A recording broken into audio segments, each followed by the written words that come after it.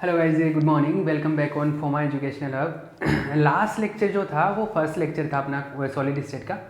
उसके अंदर हमने काफ़ी सारी चीज़ें डिस्कस की और उसमें मेनली जो पॉइंट्स थे मैं उनको एक बार रिकेप कर देता हूँ। उनमें हमने ये पढ़ा कि सॉलिड मटेरियल क्या होते हैं, सॉलिड स्टेट क्या है वो पढ़ा है ना, और उसका लिक्विड, गैस और द्रव के साथ में क्या किया हमने, उसका कंपैरिजन किया, तुलना की।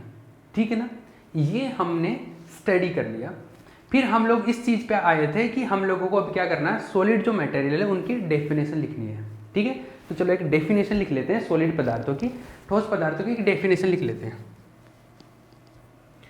ठोस पदार्थों की एक डेफिनेशन लिख लेते हैं। तो एक डेफिनेशन लिख लो ठोस पदार्थों की, किसकी, सॉलिड मटेरियल्स की एक डेफिनेशन लिख लो।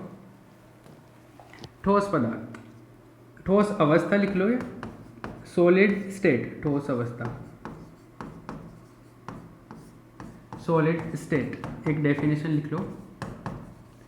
मैंने लास्ट लेक्चर के अंदर भी बताया था कि डेफिनेशन कोई फिक्स नहीं हो सकती, आप अपने हिसाब से बना सकते हो। तो जो हमने पॉइंट्स लिखे थे सारे जो कंपैरिजन में, उसमें सॉलिड मटेरियल्स की जो प्रॉपर्टीज थी, जो गुण थे सॉलिड पदार्थों के, वो उनके बेसिस पे हम लोग लिख सकते हैं कि उनका जो आकार, आयतन निश्चित होता है और अवयव कण जो होते हैं उनके बीच में दूरी होती है वो बहुत कम होती है।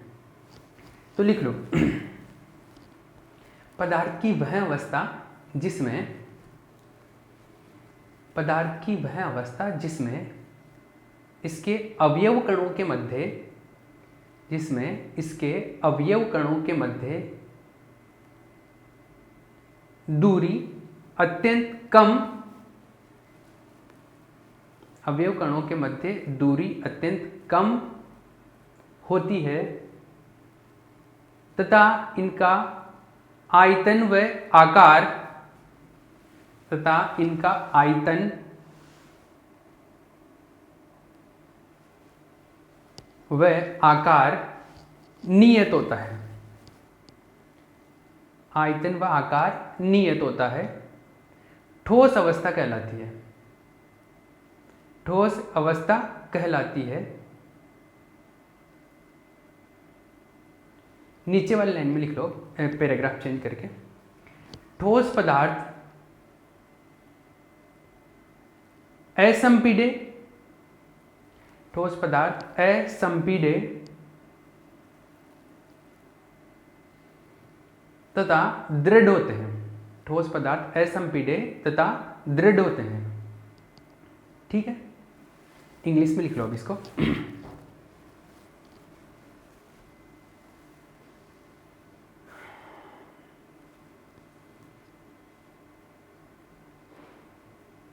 In the solid state, in the solid state, the distance between constituent particles, the distance between constituent particles, the distance between constituent particles, the distance between constituent particles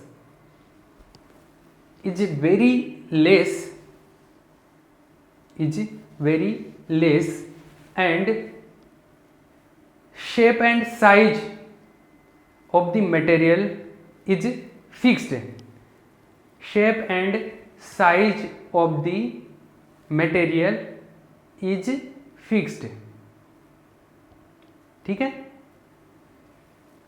these materials are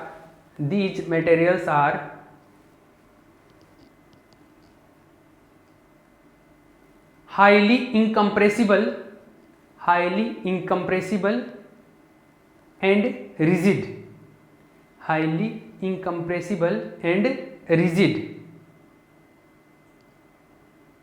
ठीक है, ये हो गया किसका definition, solid materials के बारे में। जैसे एक सिंपल इंफॉर्मेशन हो गई क्या होता है ना। अब सॉलिड मटेरियल्स के टाइप देखते हैं हम लोग। ये पता चल गया ना, सॉलिड मटेरियल भी अब टाइप होंगे उसके। तो सॉलिड मटेरियल मेनली दो टाइप के होते हैं।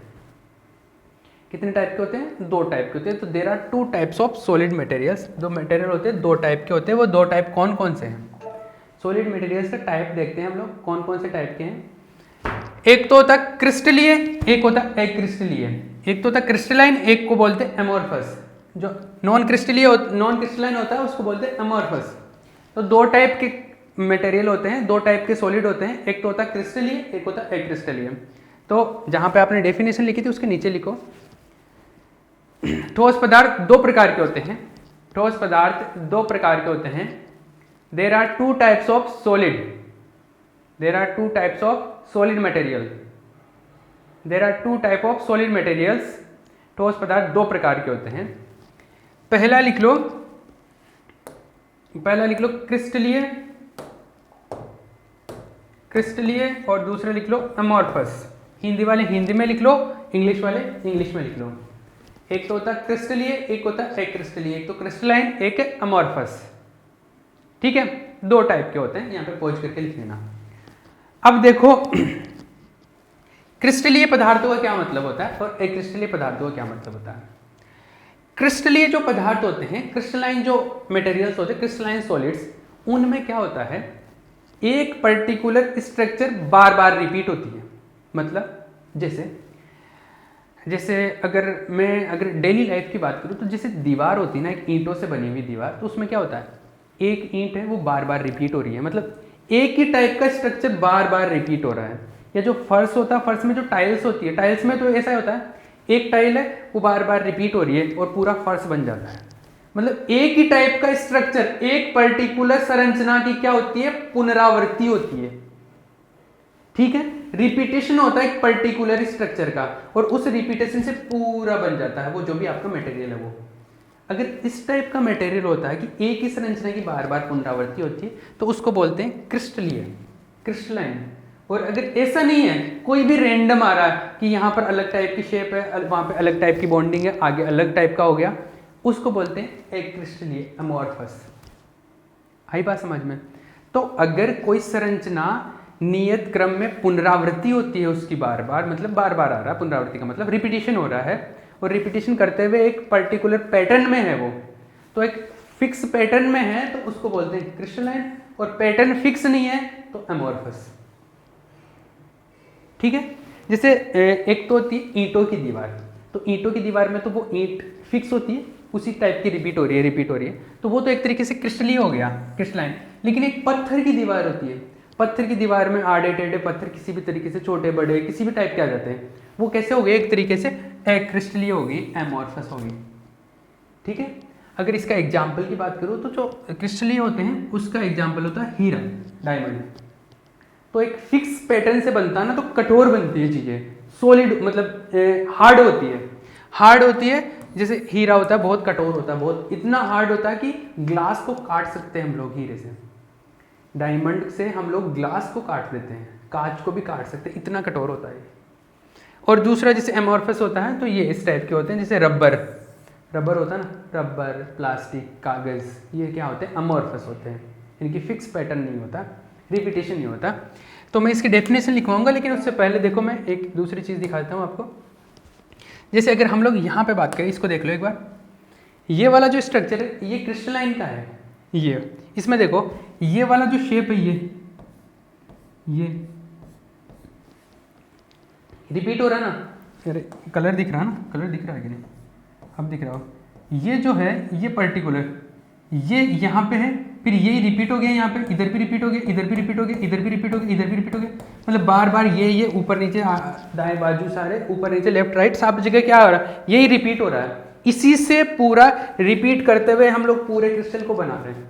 मतलब एक पर्टिकुलर संरचना से हम लोग रिपीटेशन करते हुए बनाते हैं, तो एक निश्चित ज्यामिति मिलती है, एक फिक्स्ड अपने को ज्योमेट्री मिलती है, इसको हम लोग क्रिस्टलाइन बोल रहे हैं। इसमें देखो, इसमें कोई भी रैंडम है, इधर थोड़ा सा अलग टाइप का बॉन्डिंग बना हुआ, इसमें थोड़ा अलग टाइप का है, इसमें थोड़ा अलग है, इसमें थोड़ा अलग, इसमें थोड़ा अलग, तो ये कैसा है, अमॉर्फस है ये अक्रिस्टलीय पदार्थ।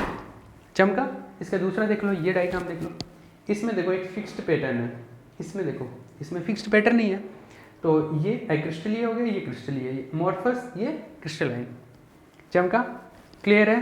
चलो इसका डेफिनेशन लिख लो, आप लिखना चाहो तो, किसका, क्रिस्टलीय का डेफिनेशन लिख लो। क्रिस्टलीय ठोस लिखो, हेडिंग लिखो क्रिस्टलीय ठोस, पहले तो दोनों टाइप तो लिख लिए थे ना, अब पहला लिखो क्रिस्टलीय ठोस, क्रिस्टलाइन सॉलिड, क्रिस्टलाइन सॉलिड्स, क्रिस्टलीय ठोस, क्रिस्टलाइन सॉलिड्स, क्रिस्टलीय ठोस।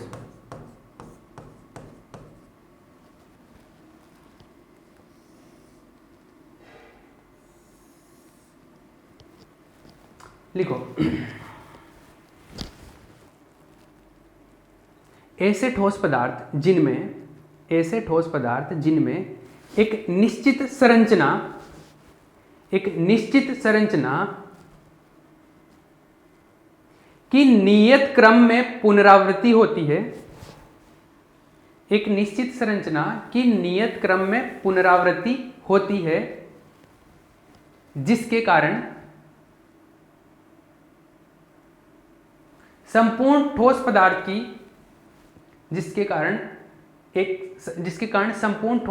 की एक निश्चित ज्यामिति प्राप्त होती है, जिसके कारण संपूर्ण ठोस पदार्थ की एक निश्चित ज्यामिति प्राप्त होती है, क्रिस्टलीय पदार्थ कहलाते हैं या क्रिस्टलीय ठोस कहलाते हैं, क्रिस्टलीय ठोस कहलाते हैं। ठीक है, इंग्लिश में लिखो,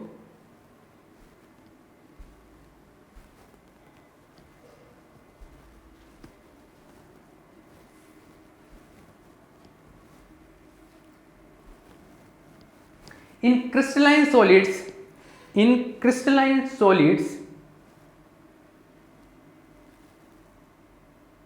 a particular pattern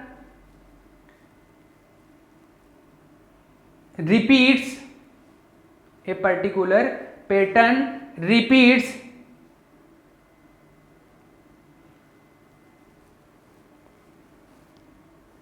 in a ordered manner and by this repetition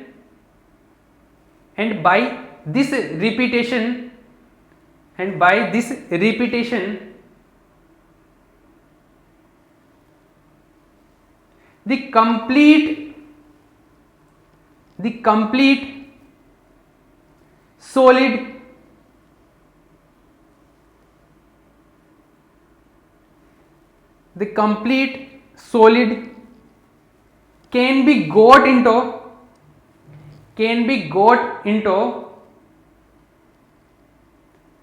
a fixed geometry, ठीक है, मतलब एक पर्टिकुलर पैटर्न रिपीट होगा और उसकी वजह से अपने को क्या होगा, एक पर्टिकुलर फिक्स्ड ज्योमेट्री के साथ में अपने को सॉलिड मटेरियल मिलेगा पूरा। ठीक है ना, उसको हम लोग क्या बोल देते हैं, क्रिस्टलीय या क्रिस्टलाइन हो गया वो। अमोर्फस, दूसरा वाला जो दूसरा बच गया वो क्या हो गया, अमोर्फस हो गया। ठीक है, तो आप चाहो तो इसका एग्जाम्पल लिखना है आपको, एग्जाम्पल लिख लो इसका, क्रिस्टलीय का एग्जाम्पल लिख लो इसका, क्वार्ट्ज या आप लिख लो हीरा, लिख लो डायमंड, लिख लो डायमंड। इसका लिख लो दूसरा, अमोर्फस का डेफिनेशन लिख लो, अमोर्फस का डेफिनेशन।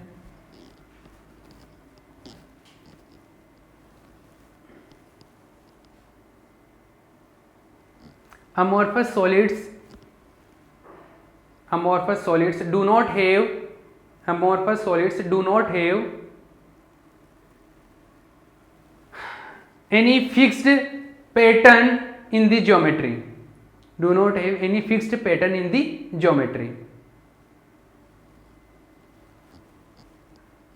क्रिस्टलीय पदार्थों में कोई निश्चित ज्यामिति या संरचना नहीं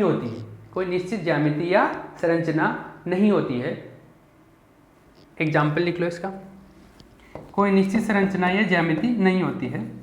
एग्जाम्पल लिख लो, किसी को लिखने में या स्लो या फास्ट लग रहा तो स्पीड को कम ज़्यादा कर सकते हो। इसमें नीचे आप देख रहे होंगे सेटिंग के अंदर एक ऑप्शन है, यूट्यूब पे देख रहे हो तो यूट्यूब पे भी स्पीड को कम ज़्यादा करने का ऑप्शन होता है। ऐप के ऊपर भी, हमारे ऐप के ऊपर भी, अगर ऐप के ऊपर देख रहे हैं तो वहाँ पर भी स्पीड को कम ज़्यादा करने का ऑप्शन है, तो वहाँ पे आप स्पीड को कम ज़्यादा कर सकते हो। प्लेबैक स्पीड के ऑप्शन होगा, सेटिंग का ऑप्शन है नीचे लेफ्ट में, तो वहाँ पर सेटिंग पे क्लिक करोगे, प्लेबैक स्पीड आएगा, प्लेबैक स्पीड में आप कम ज़्यादा कर सकते हो, ठीक है, वो मेंटेन आप उसको फ्लक्चुएट कर सकते हो, ठीक है।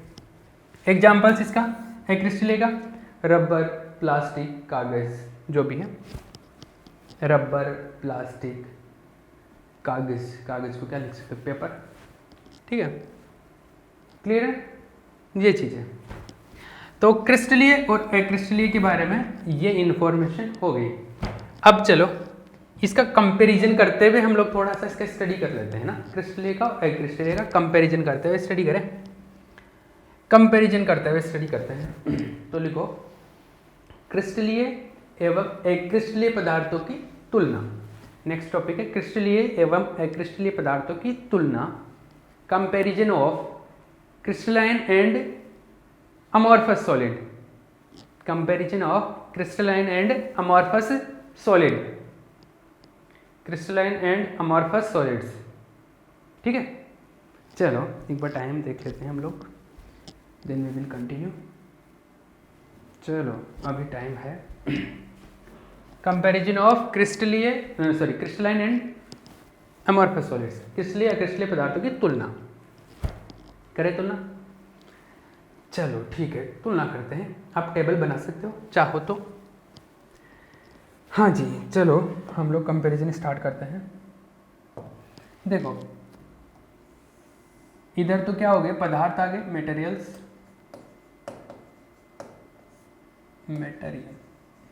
ये मटेरियल किस टाइप का है, और इधर क्या आ जाएंगे, गुण आ जाएंगे, इसके प्रॉपर्टीज आ जाएंगे टेबल में, प्रॉपर्टी, गुण, ठीक है। पहली चीज तो इनकी जो ज्यामिति होती है क्रिस्टलाइन की, जैसे अभी पढ़ा कि इनका जो ज्योमेट्री होता है वो फिक्स ज्योमेट्री होती है, रिपीटिशन होता है एक ही चीज, तो इसका जो ज्यामिति होता है वो फिक्स होता है। तो ज्योमेट्री के बारे में बात कर लेते हैं।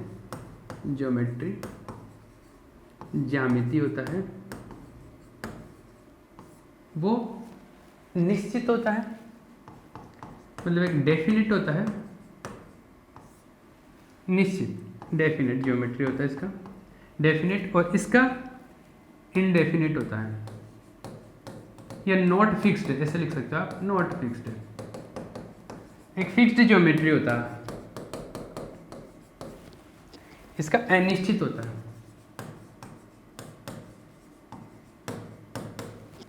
ठीक है। ये दिख ही रहा है, जैसे अभी मैंने पहले बताया था, ये क्रिस्टलीय है, ये अक्रिस्टलीय है। इन दोनों में से एक डायग्राम आप कॉपी कर सकते हो, इस पॉइंट के साथ में, इसमें ये जैसे पहला पॉइंट है ना, एक तरीके से इस पॉइंट के साथ में आप इस टाइप की डायग्राम बना सकते हो, है ना। टेबल को थोड़ा बड़ा बना सकते हो आप चाहो तो अंडरस्टैंडिंग के लिए, बाकी आप टेबल के नीचे भी डायग्राम बना के उसमें लिख सकते हो। क्लियर है, गॉट इट माई पॉइंट। चलो दिख रहा है ना, इसमें देखो एक ही पैटर्न रिपीट हो रहा है, इसमें नहीं हो रहा। जैसे मैंने बताया कि एक ईंट की दीवार होती है, एक पत्थर की दीवार होती है। ईंट की दीवार में एक पर्टिकुलर पैटर्न रिपीट होता है, पत्थर की दीवार में नहीं होता है। पत्थर की दीवार में आड़े टेढ़े कैसे भी छोटे बड़े पत्थर लगा देते हैं हम लोग और दीवार बना देते हैं, तो उसमें रिपीटेशन उस टाइप का नहीं होता, उसमें कुछ भी होता है। तो पत्थर की दीवार कैसा होता है, अमॉर्फस, और ईंट की दीवार क्रिस्टलाइन, ठीक है। एक तो हो गया। दूसरा गलनांक बिंदु के बारे में बात कर रहा हूँ। गलनांक बिंदु, मेल्टिंग पॉइंट बोलते हैं इसको, गलनांक बिंदु,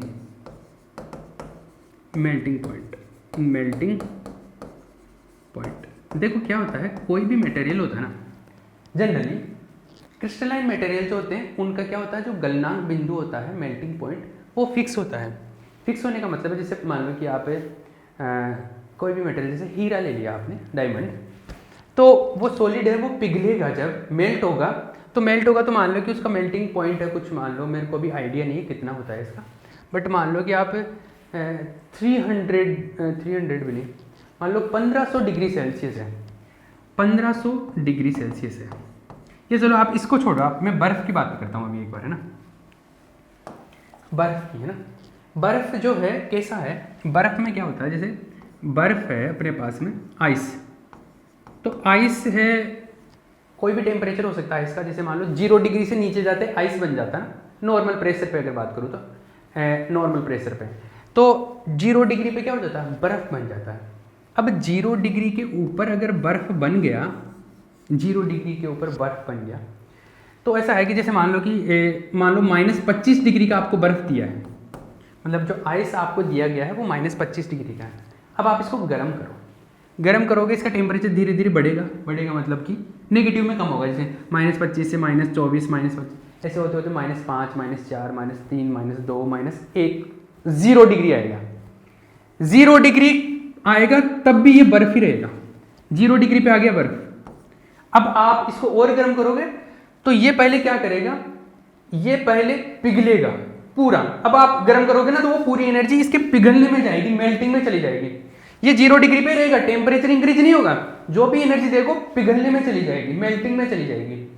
तो पहले पूरा पिघल जाएगा, अब एनर्जी दोगे फिर इससे पिघल जाएगा, पूरा पानी बन जाएगा, मतलब लिक्विड में चेंज हो गया, लिक्विड में चेंज हो गया। अब इसका टेम्परेचर बढ़ना चालू होगा वापस से 0 के बाद में 1 2 इस तरीके से। तो क्रिस्टली जो पदार्थ होते हैं उनमें तो ऐसा गुण होता है कि इसका जो मेल्टिंग पॉइंट हुआ, जो गलनांक बिंदु हुआ वो 0 डिग्री हो गया ना, 0 डिग्री पे ही पिघल रहा है तो फिक्स हो गया। तो क्रिस्टलीय पदार्थों का जो मेल्टिंग पॉइंट है वो तो फिक्स है। लेकिन अक्रिस्टलीय पदार्थों में क्या होता है, आप इसको गर्म करोगे, जैसे मान लो ये अगर अक्रिस्टलीय होता है सॉलिड, ये अमोर्फस सॉलिड होता तो कैसे होता, ये आ गया जैसे 0 डिग्री पे आ गया, अब ये पूरा पिघलेगा ही नहीं, 5 डिग्री पे चला जाएगा, मतलब धीरे धीरे टेम्परेचर कम हुआ, -25 से -1 -2 -1 0 तक आ गया, 0 तक आ गया। अब 0 पे पिघलना चाहिए मान लो, लेकिन ये पूरा नहीं पिघलेगा, ये टेम्परेचर भी बढ़ रहा है साथ में पिघल भी रहा है, मतलब पिघलते पिघलते ये पूरा पिघला ही नहीं और टेम्परेचर बढ़ रहा है, 5 डिग्री हो गया, 6 डिग्री हो गया, 7 डिग्री हो गया, पूरा पिघला ही नहीं अभी, मतलब साथ में पिघल भी रहा है, साथ में मेल्ट भी हो रहा है और साथ में टेम्परेचर भी इंक्रीज हो रहा है, दोनों चीजें साथ में होती है। क्रिस्टलाइन में ऐसा नहीं हो रहा, जिस पॉइंट पे पिघलना पूरा पहले उस पे पिघलेगा, पूरा मेल्ट उसी पॉइंट पे होगा, मतलब मेल्टिंग पॉइंट इसका फिक्स होता है। लेकिन क्रिस्टलाइन में अमोर्फस में मेल्टिंग पॉइंट फिक्स नहीं होता, पिघल भी रहा है, साथ में टेम्परेचर भी इंक्रीज हो रहा है, मेल्टिंग भी हो रहा है और टेम्परेचर इंक्रीज भी हो रहा है। तो इसमें जो गलनांक बिंदु है वो फिक्स नहीं होता, इसमें नियत होता है। तो इसका जो गलनांक बिंदु है, इसका गलनांक बिंदु नियत होता है, निश्चित होता है, नियत होता है, निश्चित होता है, डेफिनेट होता है, और इसका इनडेफिनेट होता है। गलनांक बिंदु नियत होता है, डेफिनेट निश्चित बिंदु, निश्चित गलनांक बिंदु होता है, अनिश्चित होता है। इसका मतलब समझ में आ गया होगा, इसका क्लियर है, मतलब कोई फिक्स पॉइंट नहीं होता है इसके अंदर, इसमें फिक्स पॉइंट होता है, इतने पे पिघलेगा तो इतने पे पूरा पिघलेगा पहले, फिर टेम्परेचर बढ़ता है, ठीक है। चलो ये मिल गया, 2 पॉइंट तो ये हो गए। तो 2 प्रॉपर्टी, 2 गुणों का तो अध्ययन कर लिया हमने, 2 गुणों का स्टडी कर लिया। अभी नेक्स्ट की बात करते हैं, तो चलो नेक्स्ट में चलते हैं। नेक्स्ट देखो, एक और कि समदेशिकता के बारे में बात करेंगे। समदेशिकता, इसको बोलते हैं आइसोट्रोपिक है कि नहीं, आइसोट्रोपी बोल देता हूँ मैं, आइसोट्रोपी बोल देता हूँ एक बार, एग्जैक्ट इसका वर्ड मुझे पता नहीं है, हाँ जो भी है, बट समदेशिकता के बारे में बात करें हम, आइसोट्रोपिक है कि नहीं। आइसोट्रोपिक होने का मतलब, ये समदेशिक होने का मतलब क्या होता है, जैसे एक तो होता है समदेशिक, एक होता है विषमदेशिक। इसका मतलब क्या है सुनो, आइसोट्रोपिक एंड आइसोट्रोपिक। तो ऐसा है कि जैसे ये है, ये भले ये देखो, हम लोग क्रिस्टलीय के बारे में बात कर रहे हैं, क्रिस्टलाइन और एमोर्फस की। तो ये क्या कर रहे हैं, आर्मी वाले हैं, ये परेड कर रहे हैं, मार्च कर रहे हैं ना। इनका जो आर्मी वाले जब भी परेड करते हैं तो उनका एक फिक्स पैटर्न में चलते हैं वो, है ना, फिक्स पैटर्न होता है। फिक्स पैटर्न में मतलब ये क्रिस्टलीय टाइप के हैं, क्रिस्टलाइन हो गए। और ये देखो, ये भीड़ है, ये जैसे कहीं पे आंदोलन हो रहा है वहाँ पे पूरी भीड़ है, इसमें कोई फिक्स पैटर्न नहीं है, ऐसे रैंडम कोई किधर कोई किधर किधर है। ये कैसा हो गया, एमोर्फस हो गया, ये अक्रिस्टलीय हो गया, चमक रहा है, ये अक्रिस्टलीय, ये एमोर्फस। अब देखो कुछ गुणों के बारे में बात करते हैं। अगर किसी मटेरियल के अंदर हर दिशा में जाने पर गुण समान है तो उसको बोलते हैं समदेशिक, और जिसमें गुण समान नहीं है, जिसमें प्रॉपर्टी सेम नहीं होती, उसको बोलते हैं विषमदेशिक। जिसमें सेम होते हैं उसको बोलते हैं आइसोट्रोपिक, और जिसमें सेम नहीं होते उसको बोलते हैं एनआइसोट्रोपिक। तो ये जो मटेरियल होता है ये होता है आइसोट्रोपिक। कैसे होता है अभी मैं बता दूंगा। आइसोट्रोपिक होता है ये, मतलब ये समदेशिक होता है ये, और ये कैसे होता है, एनआइसोट्रोपिक। एन आइसोट्रोपिक होता है ये, मतलब विषमदेशिक होता है ये कैसा होता है, विषमदेशिक होता है। अब मतलब इसके अंदर आप जाओगे तो हर दिशा में कोई गुण बराबर बराबर मिलेगा, कोई प्रॉपर्टी वो सेम मिलेगी। कैसे समझो, अगर मैं इसके अंदर अगर करंट फ्लो करवाऊं, ये मान लो लाइट पास करवाऊं, अगर मान लो एक टॉर्च है और लाइट का फोकस कर रहा हूं, तो चारों तरफ हर जगह पर रेंडम ही रेंडम है, मतलब इधर वैसे इधर उधर सब कुछ कचरा सा है इसमें। तो इधर भेजोगे, अगर आप लाइट को इस तरफ भेजोगे तब भी वो सेम बात है, क्योंकि इधर भी कचरा है, इधर भेजोगे तब भी ऐसे है, भीड़ है, रेंडम लोग है। किसी भी डायरेक्शन में लाइट को भेज लो, हर डायरेक्शन में सेम तरीके का रिजल्ट होगा। दूसरा इसका एग्जाम्पल बताता हूँ। ऐसा है कि मान लो एक बंदा भागना शुरू करता है, तो इस डायरेक्शन में भाग लो तब भी उसको उतने ही लोग मिलेंगे, इस डायरेक्शन में भाग लो तब भी उसको वैसा ही फेस करना पड़ेगा, सेम ही तरीके का से उसको प्रॉब्लम फेस करनी पड़ेगी, क्योंकि चारों तरफ क्या है, भीड़ ही है। तो इधर भागो तब भी सेम प्रॉब्लम, इधर भागो तब भी सेम प्रॉब्लम, इधर भागो तब भी सेम प्रॉब्लम। मतलब हर डायरेक्शन के अंदर जो गुण है, जो प्रॉपर्टी है, वो क्या है, सेम है। तो हर दिशा में अगर सेम होता है तो उसको बोलते हैं आइसोट्रोपिक, समदेशिक। तो इसमें सेम होता है, लेकिन इसमें सेम नहीं होगा। कैसे, जैसे इसमें क्या है, लाइंस बने हुए हैं, जैसे एक से ऐसे ऐसे पर्टिकुलर पैटर्न है ना, पर्टिकुलर पैटर्न है। तो जैसे अगर मान लो आप, ये आपको दिख रहे होंगे सही ठीक तरीके, अगर मान लो आप ऐसे, अगर इनके बीच में से लाइन चल रही है इनके, अगर इनके बीच में से निकलते हो ऐसे, तो जैसे एक लाइन है दूसरी लाइन है, तो इनके अगर बीच में आ गए आप, तब तो आप सीधी सीधी निकल जाओगे, कोई प्रतिरोध सामने नहीं करना पड़ेगा, कोई बीच में नहीं आएगा। लेकिन अगर मान लो आप तिरछे निकलते हो, तिरछे निकलोगे तो लोग बीच में आ जाएंगे आपके। तो यहां पर एक डायरेक्शन में तो अलग सीन है, दूसरे डायरेक्शन में प्रॉब्लम अलग है। तो इसमें इधर वाले में तो क्या, सब टाइप में, सब दिशा में एक ही प्रॉब्लम थी, तो इसको बोलते हैं समदेशिक, आइसोट्रोपिक। इसमें जो गुण है, जो प्रॉपर्टी है, वो एक डायरेक्शन में अलग है, एक डायरेक्शन में अलग हो सकता है। ठीक है ना। एक अगर आप बीच में से चले गए तो कोई प्रॉब्लम नहीं आएगी, लेकिन आप इधर टेढ़े गए तो आपको बीच में ये लोग मिल जाएंगे, तो बीच में प्रॉब्लम आ जाएगा। आप इस तरफ से आओगे तब अलग डायरेक्शन में अलग चीजें हो सकती है। तो यहां पर क्या होता है, यहां पर अलग अलग दिशा में अलग अलग डायरेक्शन के अंदर क्या होता है, प्रॉब्लम्स डिफरेंट डिफरेंट है, मतलब जो प्रॉपर्टी है उसका वैल्यू अलग अलग हो सकता है। तो इसको बोलते हैं विषमदेशिक एंड आइसोट्रोपिक। आई बात समझ। ये इसके एग्जाम्पल्स हो गए, क्लियर है। ये समदेशिक हो गया, ये विषमदेशिक हो गया। एक प्रॉपर्टी और होगी। नेक्स्ट प्रॉपर्टी के बारे में बात करें, चलो नेक्स्ट प्रॉपर्टी के बारे में बात करते हैं। ये लास्ट ऑलमोस्ट कंप्लीट होने वाला है। जो है देखो, अगर एमोर्फस सॉलिड होता है, अगर हम लोग काटें, मान लो कि कोई सॉलिड मटेरियल है, उसको अगर कट करें हम लोग, जैसे ये सॉलिड मटेरियल है, अगर मैं इसको अगर कट करूं, जैसे अगर मान लो मैं इसको कट कर दूं, यहाँ से कट करूं, ये कहीं से भी कट कर लो, जैसे मैं यहाँ से कट करूं इसको, अगर मैं इसको यहाँ से कट करूं, तो अगर क्रिस्टलीय है तो ये बिल्कुल कट करने पर वो जो सतह बनेगी, दो सरफेस बनेगी, वो बिल्कुल ऐसे सपाट होंगे, बिल्कुल चिकने होंगे, स्मूथ होंगे। मतलब ये जो सतह बने इनके, ये कैसे बनेंगे, स्मूथ बनेंगे।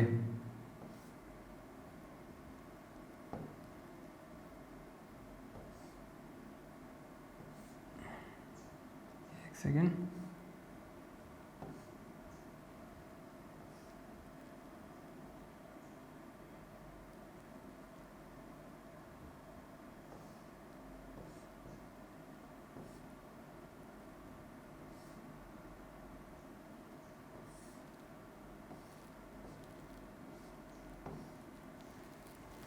तो इनका जो सतह बनेगी, मैं इसका डायग्राम बना नहीं पा रहा क्योंकि मुझे, मेरा ड्राइंग है बहुत ही ज़बरदस्त है, तो मैं इसको बना नहीं सकता। लेकिन आपको मैं ये बता दे रहा हूँ कि अगर इसका कट करोगे आप इसको, मतलब कोई चाकू से या कोई भी शार्प चीज़ से कट करते हो इसको, तो ये बहुत ही कैसा करता है, बिल्कुल प्लेन, बिल्कुल स्मूथ करता है।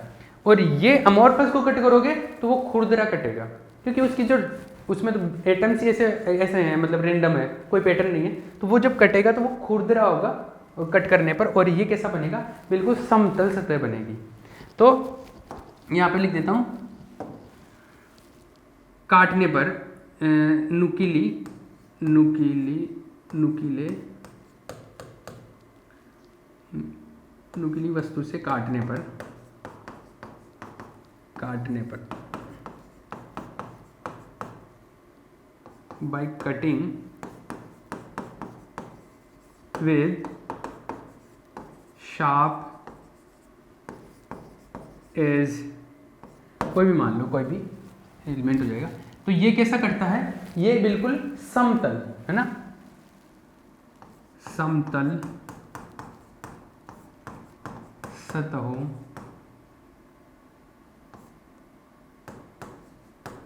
में करता है, मतलब कि स्मूथ सरफेसेस होंगे।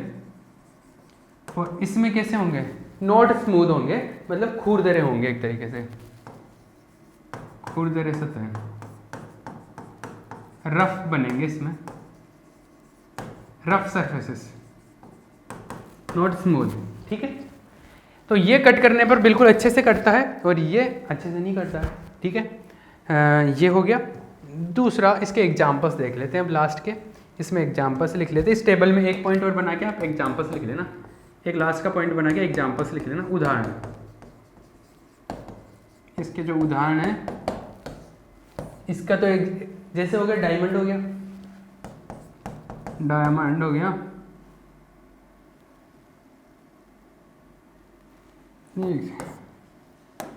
डायमंड हो गया इसका तो, और इसका, इसको बोलते हैं हीरा।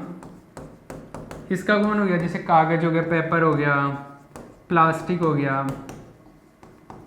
और कागज, प्लास्टिक,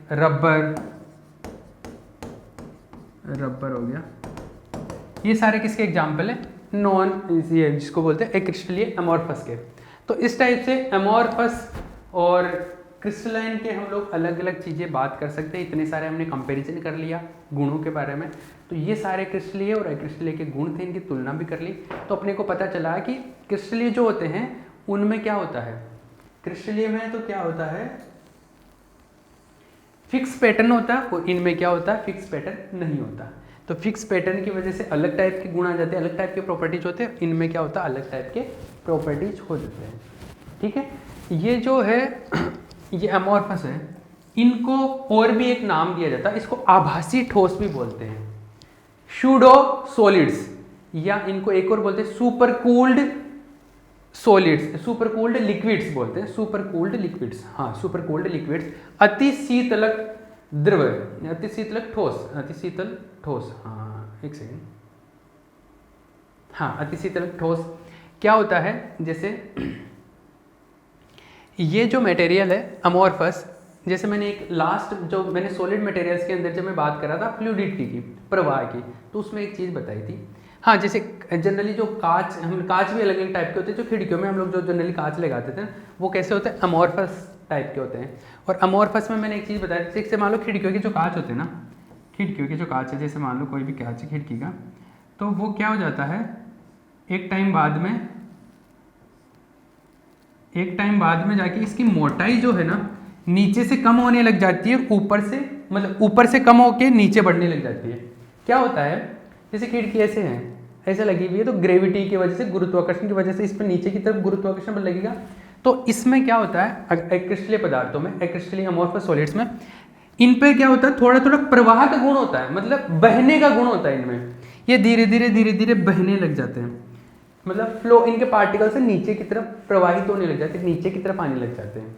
और नीचे की तरफ आएंगे तो ऊपर वाले के जो साइज है वो कम हो जाएगा, क्योंकि ऊपर से नीचे आगे पार्टिकल, और नीचे आके ये नीचे वाला सरफेस है, वो नीचे वाला जो साइज है वो उसकी चौड़ाई बढ़ जाती है, ऊपर वाले की कम हो जाती है। लेकिन ये बहुत स्लो होता है, मतलब बहुत धीरे धीरे होती है, मतलब 50, 60, 100 सालों के अंदर ये बहुत कम फर्क आता है। तो इसको सूडो सॉलिड्स भी बोलते हैं, इसको क्या बोलते हैं, आभासी ठोस भी बोलते हैं। ये सारी चीज़ें होती हैं, इसके बारे में भी बात करते हैं इस तरीके की। अति शीतलक द्रव भी बोलते हैं, इसमें क्या बोलते हैं, सुपर कोल्ड लिक्विड बोलते हैं, अति शीतलक द्रव, है ना। तो ये जो चीज़ें हैं ये इसके लिए है, बाकी हमने ये कंप्लीट कर लिया है क्रिस्टलीय और अक्रिस्टलीय के लिए, क्रिस्टलाइन और अमोर्फस सॉलिड्स के लिए हमने कंपैरिजन कंप्लीट कर लिया है। ठीक है, ओके, चलो।